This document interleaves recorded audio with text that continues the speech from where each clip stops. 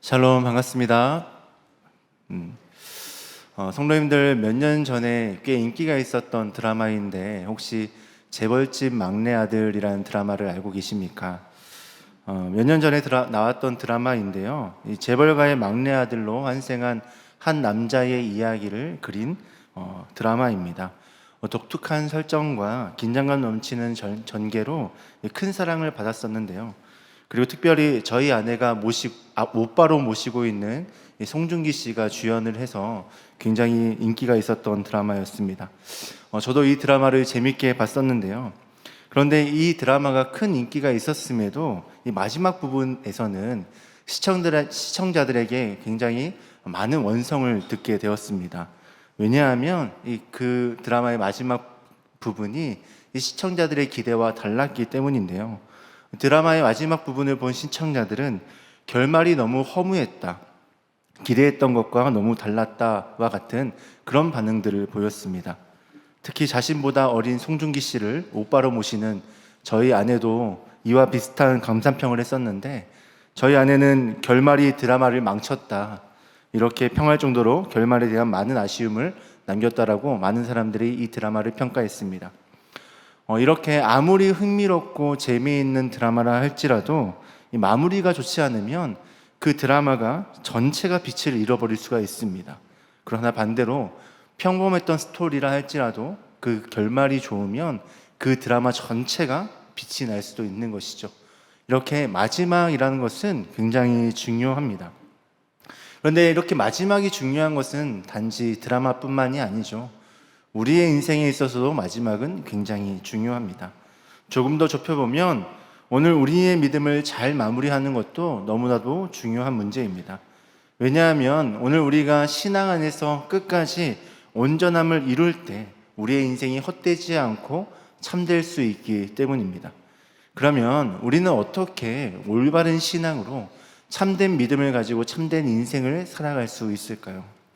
데살로니가 전서의 저자인 바울은 오늘 본문을 통해서 우리가 어떻게 올바른 믿음으로 신앙을 마무리할 수 있을지를 잘 알려주고 있습니다. 사랑하는 성도 여러분, 오늘 말씀을 통해서 그 방법을 깨닫고 신앙을 잘 마무리하여서 우리의 인생이 더욱더 빛나기를 간절히 소망합니다. 오늘 말씀을 더 분명하게 이해하기 위해서는 먼저 데살로니가를 쓴 그 배경에 대해서부터 나누어 봐야 되는데요. 이미 많은 목사님들을 통해서 이 부분을 나누었지만 오늘은 데살로니가 전서의 마지막이기 때문에 짧게 다시 한 번 더 나누도록 하겠습니다. 이 데살로니가 교회는 바울이 2차 전도 여행 시에 세워진 교회입니다. 바울은 비교적 짧은 기간 동안 그곳에 머물렀지만 성령의 강력한 역사하심으로 말미암아 그곳에 교회가 세워지게 되었습니다. 이러한 데살로니가 교회의 배경이 사도행전 17장에 나오는데요. 혹시 궁금하신 분들은 17장을 한번 살펴보시면 좋을 것 같습니다. 이렇게 놀라운 성령의 역사 가운데 데살로니가 교회가 세워졌습니다. 하지만 그런 교회에도 어려움이 찾아옵니다. 사실 당시에는 이방인들이 속했던 모든 교회들이 어려움을 겪었었는데요. 이 데살로니가 교회도 동일한 어려움을 겪게 되었습니다. 당시에는 마을 단위로 자급자족을 하며 이 공동체로 살아가는 문화가 일반적이었었는데요. 이런 공동체 문화는 신을 섬기는 것도 영향을 미쳤었습니다. 쉽게 이야기하면 공동체가 함께 섬기는 신이 있었다라는 것이죠. 그런데 그 신을 저버리고 다른 신을 섬기게 된다면 그 사람은 그 공동체에서 따돌림을 당하게 됩니다. 근데 아까 전에 말씀드렸던 것처럼 이 공동체에서는 자급자족을 하며 서로를 도와가면서 먹고 살았기 때문에 공동체에서 따돌림을 당하는 것은 이 먹고 사는 문제, 꼭 죽음과 연관된 문제, 생명과 연관된 그런 어려운 문제들을 마주하게 된다라는 것이죠. 그럼에도 이 데살로니가 교회의 성도들은 신앙을 붙잡기 위해, 신앙을 유지하기 위해 발버둥치며 애썼습니다. 하지만 그들이 마주했던 문제는 그것뿐만이 아니었습니다. 신앙이 미성숙했던 그들은 재림에 대한 오해로 큰 혼란을 마주하게 됩니다. 이에 바울은 그들의 믿음을 칭찬하면서도 아직 신앙이 연약한 이들을 위해 이 재림에 대한 오해를 풀어내기 위해서 편지를 쓰게 된 것입니다. 그래서 이 편지에 보면 주의 날에 대해서 강조하는 것을 볼 수 있는데요. 주의 날을 바라보면서 종말론적인 신앙을 가지고 살아가야 된다라고 바울은 강력하게 권면합니다. 그래서 데살로니가 전서는 주의 날, 곧 종말론적인 신앙을 강조하는 성경이라 할 수 있는데요. 그렇다면 이 종말론적인 신앙이라는 것은 무엇일까요? 많은 분들은 이 종말론적 신앙이라고 하면 이 종말에 일어날 일들에 대해서 연구하는 것, 그것이 종말론적 신앙이라고 생각하실 수도 있겠다 싶은데요. 이 종말론적 신앙이라는 것은 그런 것이 아닙니다. 오늘 우리에게 종말이 있다라는 것, 우리의 인생을 결산한 날이 반드시 있다라는 것, 그리고 그날을 준비하며 그렇게 살아가는 삶의 태도, 그것이 바로 종말론적인 신앙이라는 것입니다. 내 인생의 결산의 날이 반드시 있다라는 것을 알고 그날을 준비하는 마음으로 오늘을 성실하고 충실하게 살아가는 삶의 태도가 바로 종말론적인 신앙입니다. 바울은 오늘 본문인 데살로니가 전서 마지막 부분에서 이런 종말론적인 신앙을 잘 설명하고 있는데요. 그런데 사랑하는 성도 여러분, 이 종말론적인 신앙은 당시 데살로니가 교회 성도들뿐만이 아니라 오늘 우리에게도 필요한 신앙일 줄로 믿습니다. 오늘 살아가는 우리에게도 이러한 종말론적인 신앙이 꼭 필요한데요. 왜냐하면 오늘 우리도 언젠가는 결산의 날을 반드시 맞이하게 되기 때문입니다. 우리 인생에 끝이 있기 때문이죠. 그래서 오늘 말씀을 통해서 우리가 어떻게 종말론적 신앙으로 살아갈 수 있을지를 함께 나누려 합니다.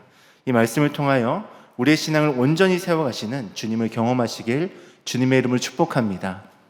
그러면 우리는 어떻게 종말론적인 신앙으로 살아갈 수 있을까요? 첫 번째로 하나님의 은혜에 합당하게 반응해야 합니다. 한번 따라 하시겠습니까? 하나님의 은혜에 합당하게 반응해야 합니다. 하나님께서는 구원받은 성도들에게 이미 많은 사랑과 은혜를 허락하여 주셨습니다. 얼만큼 많은 은혜와 사랑을 허락하셨는지 우리가 좋아하는 찬양 중에는 바다를 먹물 삼고 하늘을 두루마리 삼아도 다 기록할 수 없는 것이 하나님 아버지의 사랑이다라고 고백하지 않습니까?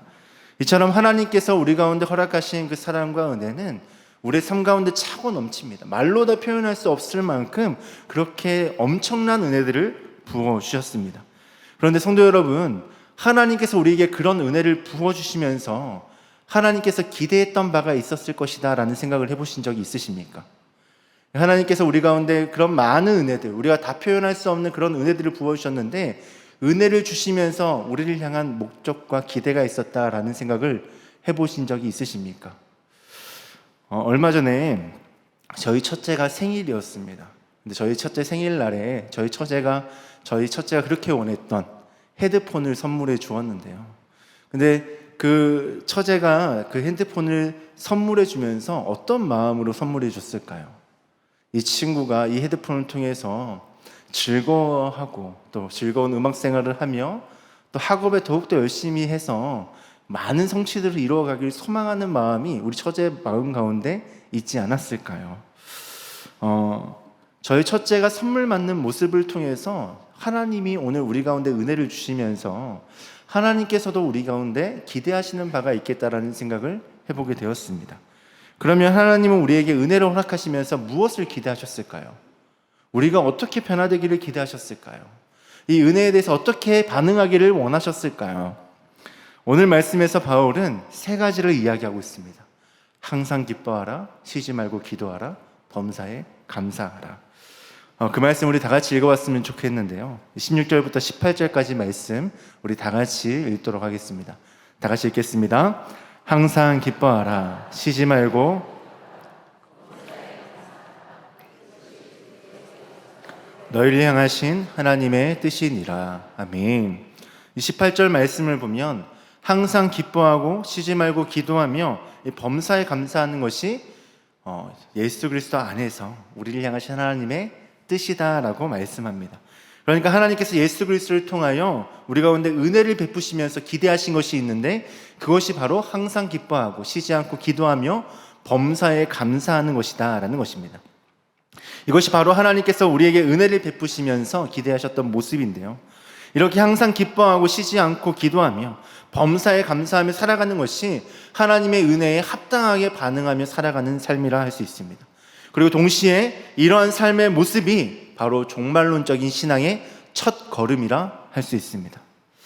그런데 사랑하는 성도 여러분, 문제가 무엇이냐면 이렇게 살아가는 것이 쉽지 않다라는 겁니다. 사실 오늘 우리도 항상 기뻐하며 살아가고 싶죠. 쉬지 않고 기도하며 살아가고 싶고 범사에 감사하며 살아가고 싶죠. 그런데 그게 말처럼 쉽지 않더라라는 게 오늘 우리의 문제이죠. 신앙의 연수가 오래 되신 분들은 이미 이 말씀을 다 암송하고 계실 것입니다. 그리고 이와 같이 하나님의 은혜에 반응하며 살아가기를 원하실 줄로 믿습니다. 하지만 우리의 현실을 보면 이렇게 살아가는 것이 쉽지가 않습니다. 조금 더 솔직하게 이야기하면 불가능할 것만 같습니다. 어떻게 항상 기뻐합니까? 어떻게 쉬지 않고 기도만 할 수 있습니까? 어떻게 범사에 매번 감사할 수 있습니까? 불가능해 보입니다. 우리의 현실을 보면 불가능해 보입니다. 이 말씀을 암송하고 믿으면서도 이것은 우리의 현실과는 동떨어진 이야기, 불가능한 이야기처럼 느껴진다라는 겁니다. 그런데 사랑하는 성도 여러분, 이 말씀은 절대 이상적인 이야기, 우리와 동떨어진 이야기가 아닙니다. 왜냐하면 하나님은 이러한 삶을 기대하시면서 우리에게 차고 넘치는 은혜를 이미 부어주셨고 또한 지금도 부어주고 계시며 앞으로도 부어주실 것이라고 성경에서 약속하고 계시기 때문입니다. 하나님의 은혜로 말미암아 우리는 이러한 삶을 살아갈 수 있다라고 성경은 말씀하고 있는 것입니다. 그러면 우리는 왜 하나님의 은혜가 이렇게 차고 넘치게 이전에도 지금도 미래에도 있을 것임에도 불구하고 이러한 삶을 우리의 삶과 동떨어진 이야기로 느끼는 것일까요? 우리가 하나님의 그 은혜를 바라보는 것이 아니라 계속 현실에만 집중하기 때문입니다. 오해는 하지 마십시오. 현실에 집중해서는 안 된다라고 말씀드리는 것이 아닙니다. 현실을 집중하더라도 그 위에 계시는 하나님, 그 현실을 통치하시고 다스리시는 그 하나님만 바라보며 하나님의 그 은혜를 누리며 그 하나님의 은혜를 기억하며 살아갈 때 오늘 우리가 항상 기뻐하고 쉬지 않고 기도하며 범사에 감사할 수 있다라고 말씀하는 것입니다. 아직 젊은 제가 인생에 대해서 말씀드려서 죄송합니다. 그런데 인생을 살다 보니까 막막할 때가 있더라고요. 제가 뭘 해도 안 되겠다 싶을 때가 있더라고요. 아무리 노력해도 이거는 뚫어낼 수가 없다. 도저히 어떻게 해야 될지 모르겠다. 내 인생은 이제 끝났다. 망했다라고 생각되어지는 순간들이 있었습니다. 그런데 살아가다 보니 그 문제들이 해결되어져 있더라고요. 뒤돌아보니 어떻게 해결되었지라고 곰곰이 생각하면서 뒤돌아보니 제가 열심히 노력해서가 아니라 제가 막 각성했기 때문이 아니라 하나님의 은혜로 그 시간들을 뚫어냈더라고요. 물론 그 시간 최선을 다했습니다. 제가 그 시간을 통해 성장하기도 했습니다. 하지만 제가 최선을 다했기 때문도 아니고 저의 어떠함 때문에 그 시간들을 뚫어낼 수 있었던 것이 아니라 하나님의 그 한없는 은혜로 말미암아 그 시간들을 뚫어낼 수 있었습니다. 이렇게 하나님께서는 우리 가운데 은혜를 허락하셔서 항상 기뻐하며 쉬지 않고 기도하며 범사에 감사할 수 있는 그런 신앙의 삶을 살아갈 수 있도록 인도하고 계신다라는 사실입니다. 그래서 로마서 8장 28절에서는 그렇게 고백하지 않습니까? 우리가 알거니와 하나님을 사랑하는 자 곧 그의 뜻대로 부르심을 받은 자들에게는 모든 것이 합력하여 선을 이루느니라. 이 말씀은 우리의 모든 상황을 합력하여 주님께서 선으로 완성하시겠다라는 겁니다. 우리의 힘들고 어려운 상황뿐만 아니라 내 잘못으로 인해서 어그러진 그런 상황까지도 하나님께서 하나로 합력하게 하셔서 선으로 완성하신다라는 것입니다. 그래서 오늘은 우리가 기억하고 바라봐야 될 것이 이 현실이 아니라 우리에게 주어진 상황이 아니라 그 상황과 현실을 다스리시는 그 하나님, 그 하나님이 우리 가운데 베풀어 주신 그 은혜를 바라보고 기억해야 된다라고 오늘 사도 바울은 말씀하고 있는 것입니다. 왜냐하면 그럴 때 우리가 그 은혜에 알맞게 그 은혜에 합당하게 반응할 수 있기 때문입니다. 사랑하는 성도 여러분, 오늘 우리가 하나님의 은혜를 바라보고 기억할 때 우리는 하나님의 은혜에 합당하게 반응할 수 있습니다. 그래서 이 땅에서 하나님의 뜻을 이루며 종말론적 신앙을 이루어갈 수 있습니다. 말씀과 기도를 통해 하나님의 은혜를 늘 기억하시고 하나님께 늘 감사로 반응하시는 주님의 성도님들 되시기에 주님의 이름을 축복합니다. 그리고 두 번째로 우리는 어떻게 이 종말론적 신앙으로 살아갈 수 있을까요? 성령의 인도하심을 따라가야 합니다. 다시 한번 따라하시겠습니까? 성령의 인도하심을 따라가야 합니다. 오늘 본문에서 바울은 하나님의 은혜에 합당하게 반응할 것을 권면한 후에 이 성령에 대한 말씀을 전하고 있는데요. 그 이유가 무엇일까요? 말씀을 읽으면서 그 이유를 다시 한 번 더 생각해 봤으면 좋겠는데요. 우리 데살로니가전서 5장 19절에서부터 22절까지 말씀을 우리 합독해서 함께 읽겠습니다. 19절부터입니다. 성령을 소멸하지 말며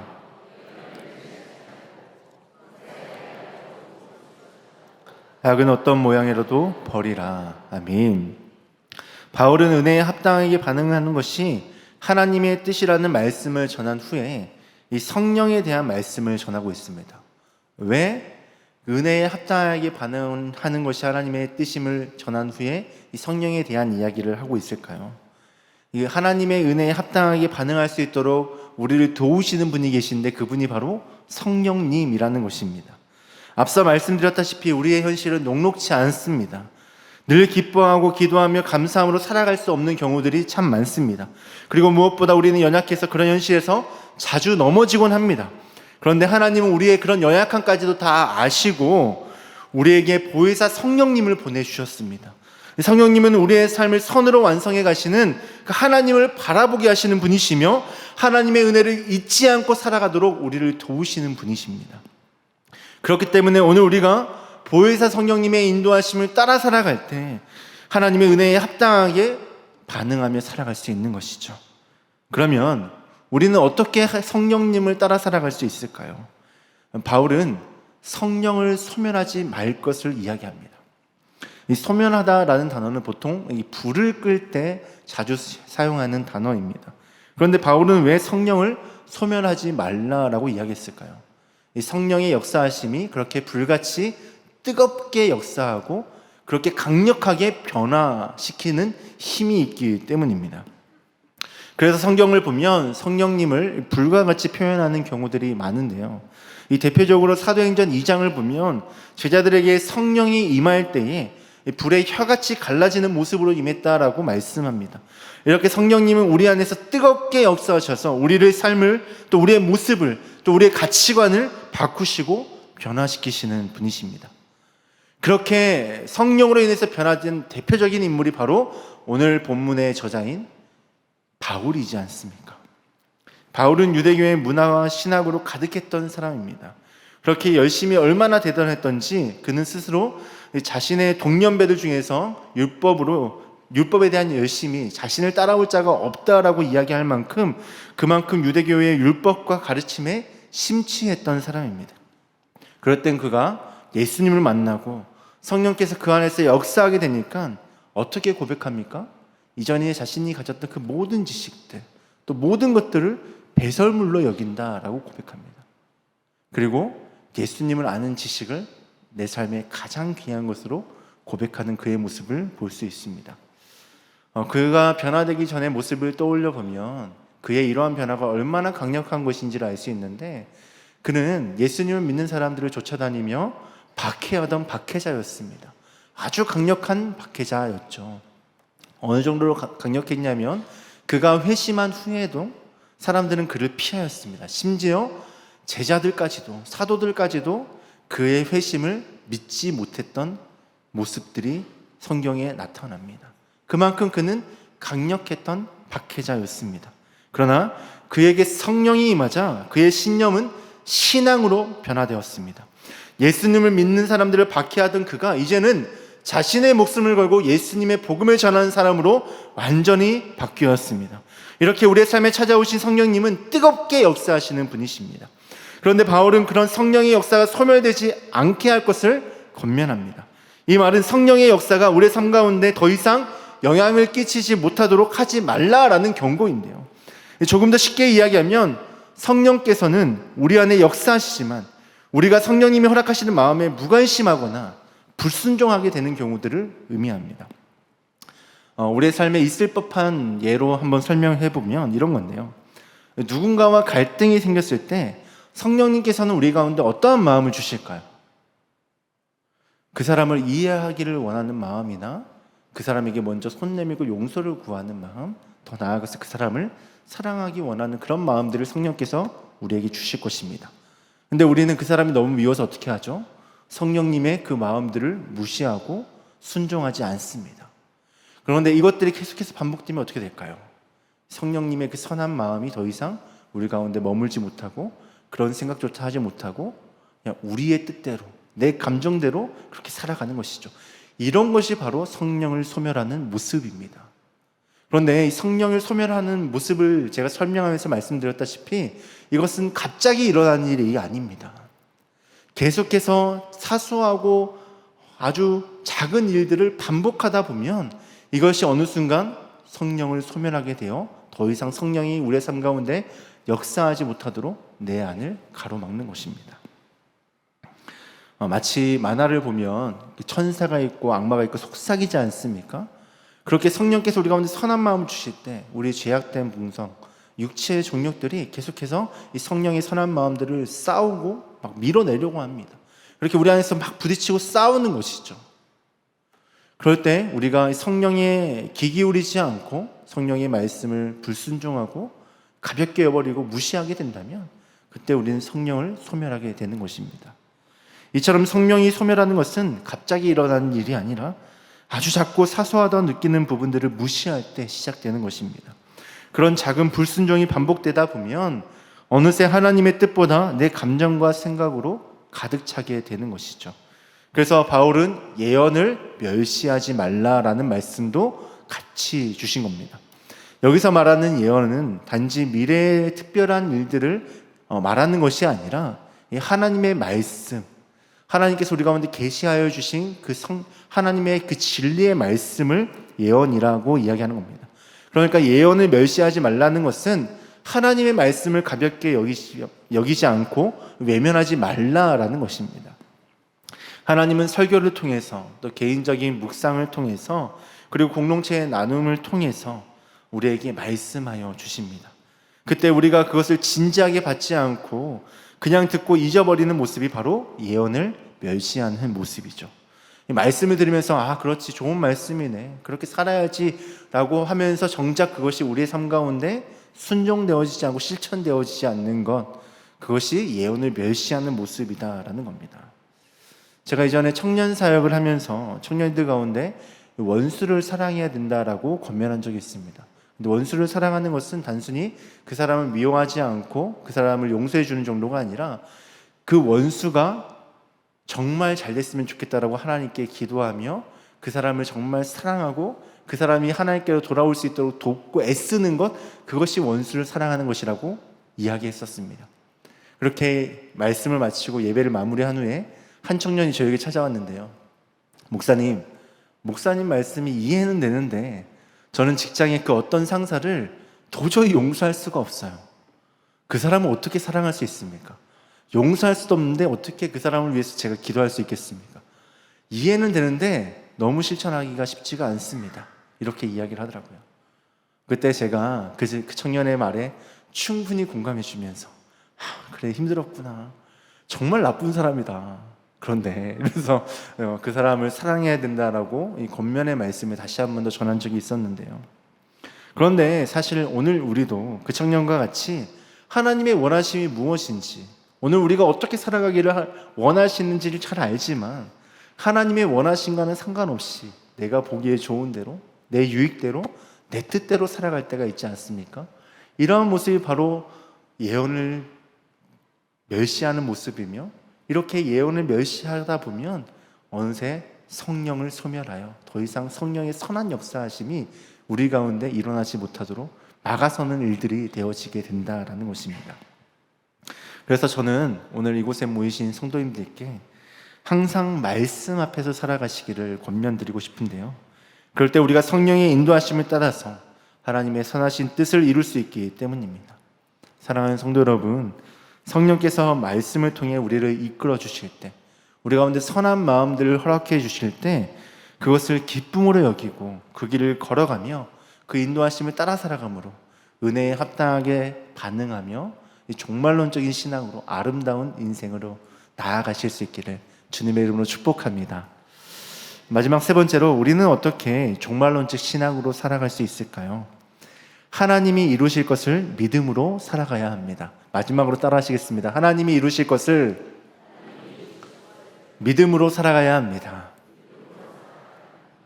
오늘 우리가 종말론적 신앙으로 살아갈 수 있는 가장 큰 비결이 바로 하나님께서 우리의 삶을 완성하실 것을 믿음으로 살아가는 것인데요. 이러한 교훈 앞의 말씀들을 통해서 충분히 다루었지만 바울은 다시 한 번 더 이 말씀을 확정적으로 전하면서 이것이 우리가 종말론적인 신앙으로 우리의 마지막이 아름다운 모습으로 빚어질 수 있는 가장 중요한 비결이다라고 강조하고 있습니다. 그런 강조가 23절과 24절에서 잘 나타나는데요. 우리 23절과 24절 말씀도 다 같이 읽도록 하겠습니다. 23절입니다. 평강의 하나님이 친히 너희를 온전히 거룩하게 하시고 또 너희의 온 영과 흠없게 보존되기를 원하노라. 너희를 부르시는 이는 미쁘시니 그가 또한 이루시리라. 아멘. 성경을 보면 우리를 부르신 하나님께서 우리를 온전하고 거룩하게 이루실 것이다 라고 말씀하고 있습니다. 우리가 연약하고 부족할지라도 우리를 자녀 삼으신 하나님 아버지께서 예수님이 다시 이 땅에 오실 그날에 우리를 반드시 완성하시겠다라고 약속하여 주십니다. 제가 초등학교 3학년 때부터 3년 정도 미술학원을 다녔었습니다. 성도님들이 보시기에는 제가 그림을 잘 그릴까요? 못 그릴까요? 딱 봐도 감수성이 풍부할 것 같지 않습니까? 그림을 잘 그릴까요? 못 그릴까요? 이래봬도 제가 미술로 상을 받아본 적이 있습니다. 다시 한 번 더 여쭤보겠습니다. 그림을 잘 그릴까요? 못 그릴까요? 못 그립니다. 지금 저희 첫째가 중학교 1학년인데 그 친구보다 못 그리고 저희 막내가 7살인데 사실 그 친구보다도 그림을 잘 못 그립니다. 그림을 그리면 개발세발로 막 이렇게 그림을 그려서 정말 잘 못 그립니다. 그런데 제가 어떻게 상을 타게 되었을까요? 교내에 이제 미술대회가 있었는데 집에서 그림을 그려오라는 거예요. 그래서 저는 아무 생각 없이 미술학원에서 그림을 그렸는데 제가 그린 그림을 한심하게 쳐다보시더니 학원 선생님이 한심하게 쳐다보시더니 이게 수정을 해주셨어요. 수정을 해주셨는데 완전 작품이 되어서 나왔더라고요. 그래서 저는 아무 생각 없이 그걸 제출했는데 다른 친구들에게 미안하지만 상을 받게 되었습니다. 제가 이 이야기를 왜 하냐면 저는 그림을 정말 못 그리거든요. 저는 진짜 뭐 그림을 그리면 저희 7살 막내보다 더 못 그립니다. 그런데 그때 선생님이 제 그림을 만지기 시작하니까 제 그림에 색을 덧입히기 시작하니까 작품이 되더라고요. 오늘 우리는 정말 연약합니다. 자주 쓰러지고 넘어집니다. 현실만을 계속 바라보고 하나님의 은혜를 바라보지 못합니다. 하나님의 은혜가 그렇게 충만함에도 불구하고 우리는 마치 까막눈처럼 하나님의 은혜를 도저히 바라보지 못할 때가 많이 있습니다. 그럼에도 불구하고 우리 삶에 소망이 있음은 오늘 우리를 자녀 삼으신, 우리를 불러주신 그 하나님 아버지께서 우리의 삶을 완성하실 것이기 때문입니다. 그 하나님이 우리의 인생에 손을 대시기 시작하면, 그 하나님이 우리의 인생을 만지시고 통치하시기 시작하면 우리의 인생이 반드시 완성될 것이기 때문입니다. 이건 저의 고백이 아니라 하나님께서 약속하신 말씀입니다. 하나님께서 내가 반드시 그리하겠다 약속하여 주셨습니다. 그 대표적인 예가 예수님이지 않습니까? 구약에 하나님께서 메시아를 보내어 너를 구원할 것이다 약속하셨는데 진짜 메시아이신 예수님이 이 땅에 오셔서 우리의 죄를 위해서 십자가를 대신해 죽으셨지 않습니까? 그러므로 우리의 죄를 사하여 주셨고 우리가 구원받을 수 있도록 우리에게 의의 길을 인도하셨지 않습니까? 그 하나님께서 오늘 우리에게 다시 한 번 더 찾아오셔서 우리의 삶을 만지시고 통치하심으로 우리의 삶을 그렇게 완성하여 주실 것입니다.